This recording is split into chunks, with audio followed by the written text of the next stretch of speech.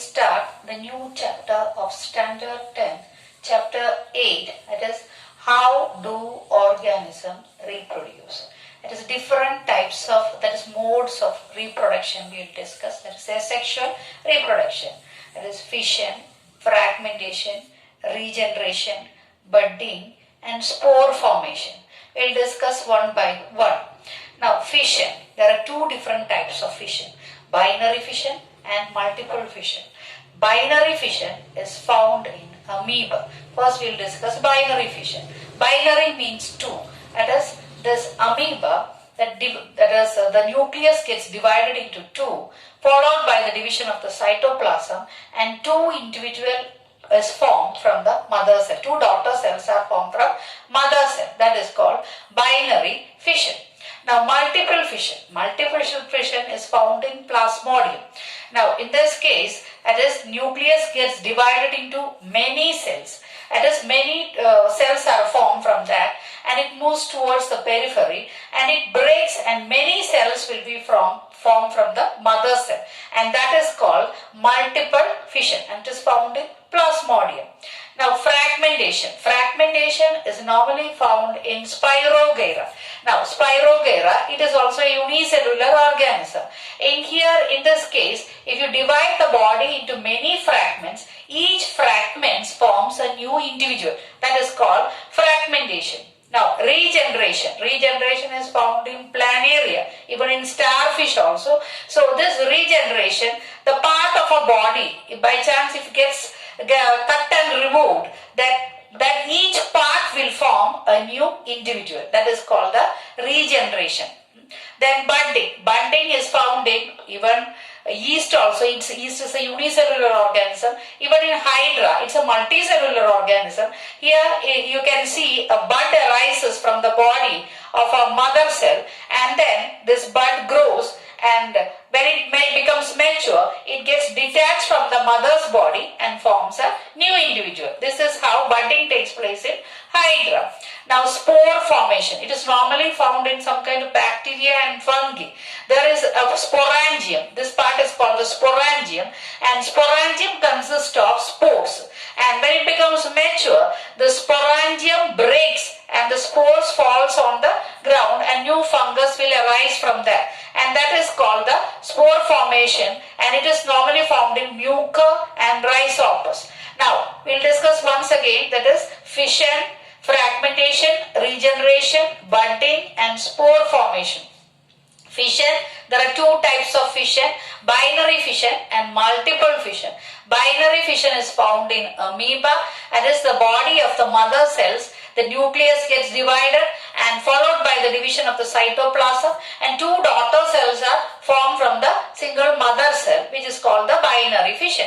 Now multiple fission is found in plasmodium, that is the nucleus gets divided into many cells followed by the division of the cytoplasm, and it moves towards the periphery, it breaks, and many cells will come out from that, which is called multiple fission. Now fragmentation, example Spirogyra, that is the body parts gets divided into different fragments, and each fragment forms a new individual. Regeneration, in case if a body part of planaria, starfish and all, if it is cut and removed, then each part gets converted into a new individual. Then budding. Budding is found in Hydra and even in yeast. This bud arises from the body, and then when it becomes mature, this bud will become attached from the mother and gets separated from that.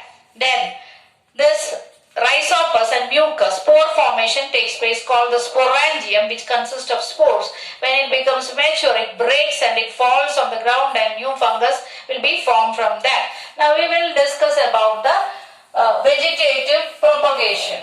Now how this vegetative propagation takes place.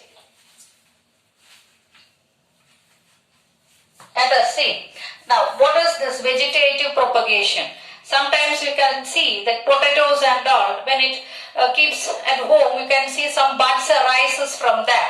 That is, sometimes the root arises from that is buds arises from root, stem and leaf, and which is called vegetative propagation. Sweet potatoes, that is buds arises from the root, which is called, that is roots and can be separated, which is called vegetative propagation. And even potato tube stems, that is from the stem itself bud arises. And the leaf, bryophyllum, in bryophyllum the leaf arises from the marginal groups, and that part of that leaf, if you bury under the soil, new plant will be arises from that. So this is what called the vegetative propagation. Now artificially we can do certain methods in order to plant, that is cutting, layering and grafting. Now cutting, that is rose plant and sugar cane. If you cut the stem and it grows, it forms a new plant. So that is called the cutting. Now layering. Layering means sometimes the plant bends towards the soil,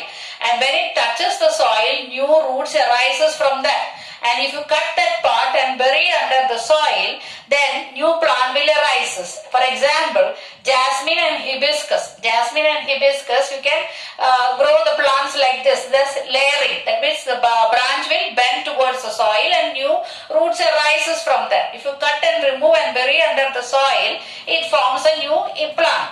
Now grafting. Grafting, in this grafting process, two different plants are joined together.